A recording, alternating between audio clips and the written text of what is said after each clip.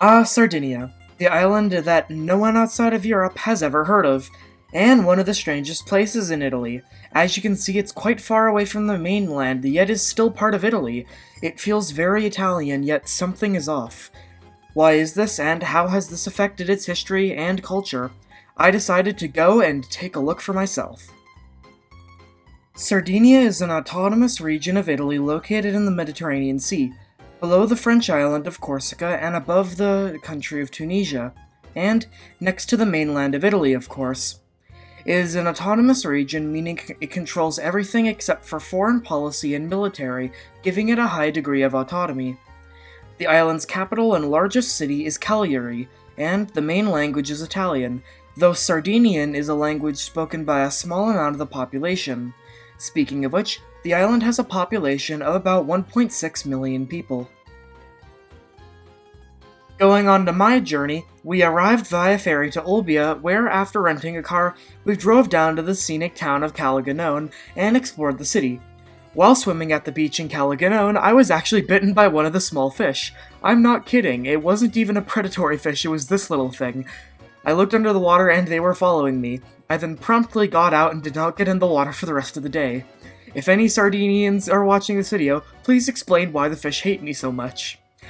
The next day, we took an amazing tour of the cliffs and waters of Calaganone and saw spectacular sights. And yes, I can confirm, the water is that blue.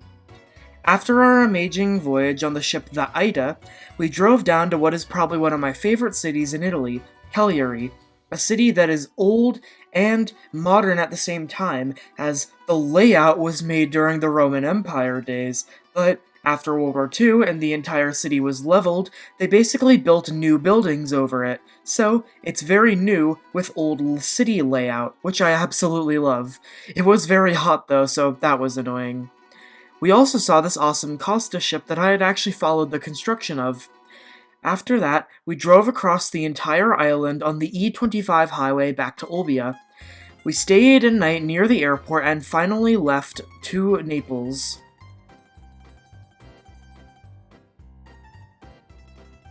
With that, let's get into the history of Sardinia. The first people to set foot on Sardinia arrived in 18,000 BC. The Neolithic began in Sardinia in the 6th century millennium with the Cardal culture. Later, important cultures like the Ozeri culture, the I'm not pronouncing that culture, of the late Neolithic, and the I'm not pronouncing that and Monte Carlo culture of the I'm not pronouncing that period, ancient Sards also produced Nargalithic bronze statues, some of the first statues in Europe. Not much is known about the people of the island, but the Sardinians did have contact with ancient Greeks, and pottery recovered on the island reveals a connection with the Sheridan people from the 8th century BC. The Phoenician kingdom founded several cities and strongholds on strategic points in the south and west of Sardinia, mostly places easy to defend. Most of the inhabitants were local Sards, while the Phoenicians were in the minority, although were the ones with most power. Originally coming from what is now Israel and Lebanon, they used the southern part of Sardinia to extend their trade network, especially considering their proximity to Carthage.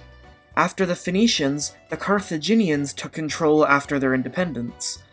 In 510 BC, after which a conquest of the islands was made, this failed. They took everything south of Bossa, as well as founding colonies such as Olbia and Cornus, eventually consolidating them into the province of Sardinia, with Theros being the capital. In 240 BC, during the First Punic Wars, locals rebelled and, after the Battle of Sulci, the Romans were invited to take the island. They expanded infrastructure and urbanized the island. It combined with Corsica to become the province of Corsica et Sardinia. After the Roman defeat at Cannes, another rebellion ensued. Sardinia allied itself with Carthage again. A Roman force landed in the north of the island, and the Romans then met the Carthaginian-Sardinian allied forces in the south of the island, defeating them in a pitched battle that took place between Setsu and I'm not pronouncing that, and killing 12,000 men. After the war, Sardinia would end up in the hands of the Roman Empire again. Punic culture remained strong, however, Latin eventually took over. This developed into the modern Sardinian language, which is still spoken today. In the year 212 AD, every inhabitant of the empire became a Roman citizen, and the Sardinians was no exception. Many on the coast were already Roman citizens, but in the interior, many were not. After the fall of the Roman Empire, the Vandals took control of the island, importing their own religion and banishing many bishops to North Africa. In 533, Sardinia rebelled again, under the Vandal governor, who proclaimed himself Rex of Sardinia, asking the Byzantines, which were basically what was left of the Roman Empire, for aid. A small Vandal force then landed on the island and killed the rebel leader, taking the island back. The Vandals of Sardinia surrendered immediately to the Byzantines when faced in the news of the Vandal defeat in North Africa. The island then became part of the Byzantine Empire. During the Gothic Wars, much of the island easily fell to the I'm not pronouncing that, but the final fall of the Germanic resistance in the mainland Italy reassured Byzantine control. In 599, from 705 to 706, the Saracens launched coastal raids on Sardinia, harassing the local population. Details about the political situation in Sardinia on the following centuries are pretty scarce due to the aforementioned raids. In the 9th century, Theros was abandoned in favor of Oristino after more than 1,800 years of human occupation. Today, it's still an abandoned city that you can go see. The Saracen invasion of the island eventually came, but was stopped by the maritime republics and local Sardinians. From the mid-11th century, the Jundicates became the four main governing bodies of the island. These were independent nations that controlled Sardinia for many years.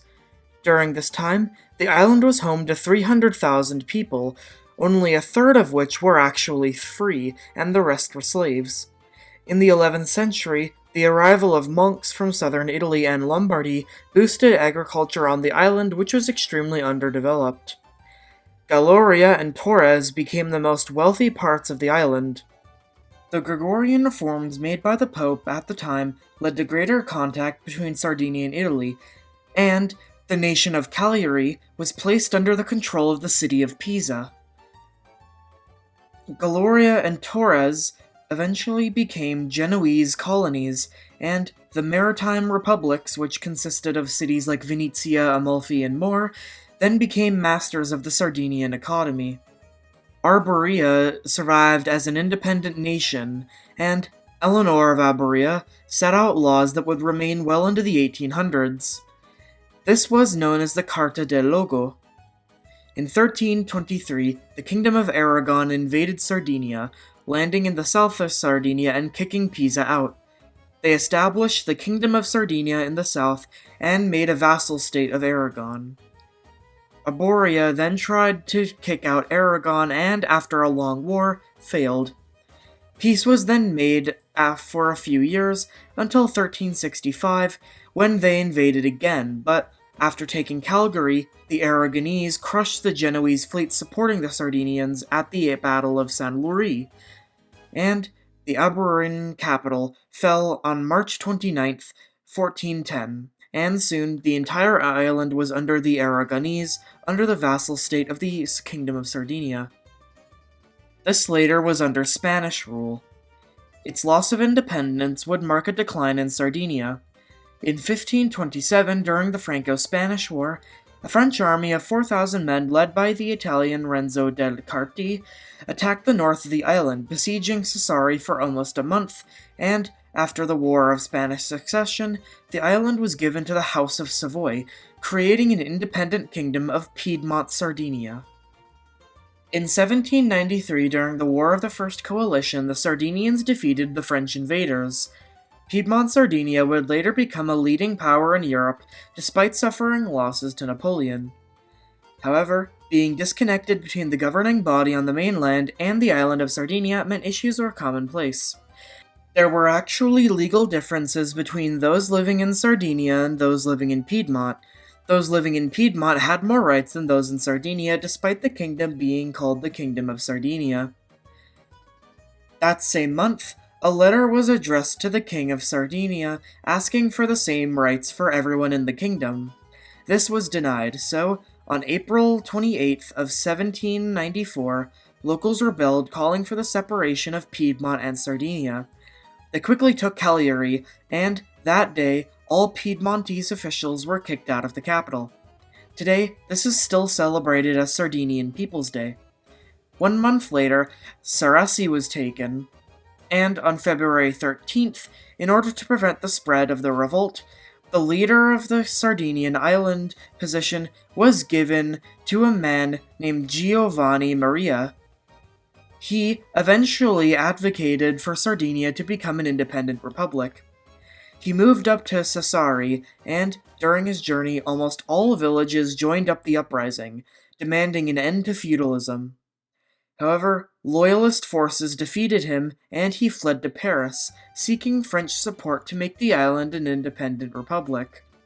In 1799, Piedmont was taken by France during the War of the Second Coalition. However, the government moved to the island until the end of Napoleonic Wars, and the dream of an independent Sardinia was dead now. In 1820, a legislative act, though, finally turned the land's traditional collective ownership, a cultural and economic cornerstone of Sardinia since neurologic times, into private ownership. This gave rise to many abuses, as the reform favored landholders while excluding poor Sardinian farmers and shepherds, who witnessed the abolition of communal rights and the sale of their land.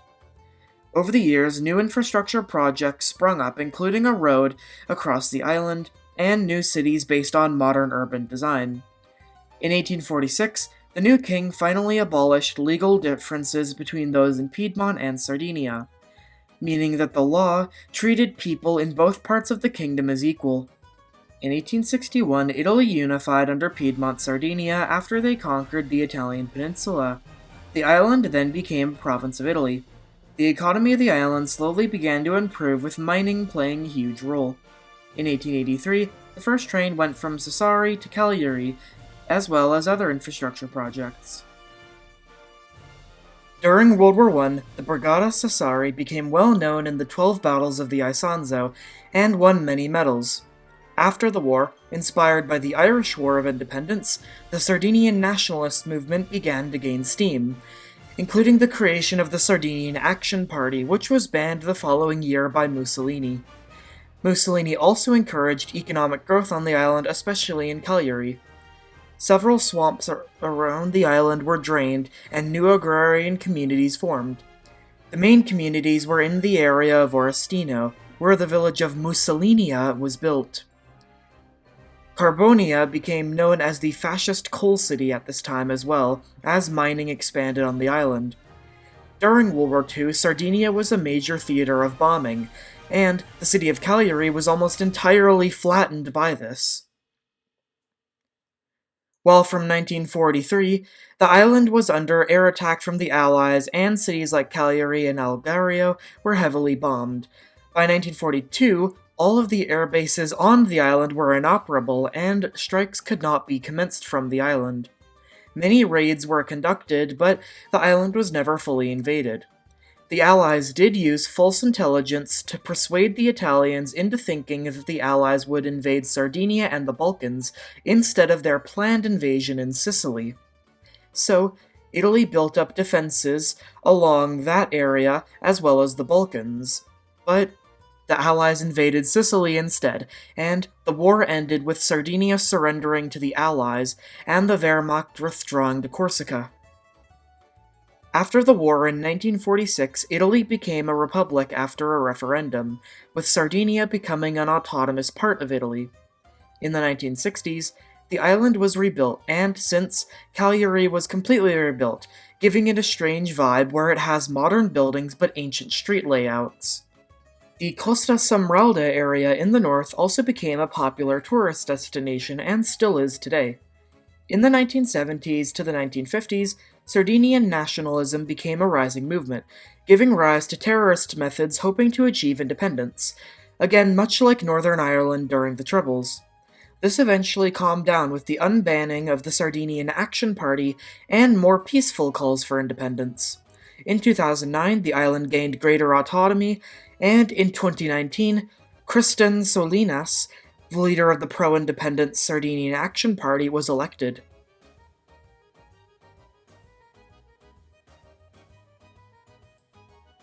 Sardinia has recently experienced a revitalization of its forests, and today is more forested than ever. However, forest fires have been an issue.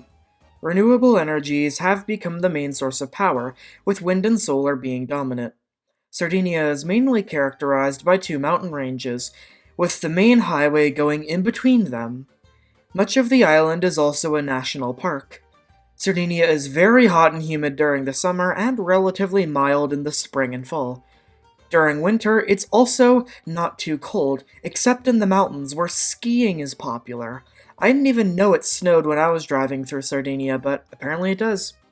Tourism is also a very big industry and is the main economic industry of the island. And yes, I can concur, the water does look like that in real life.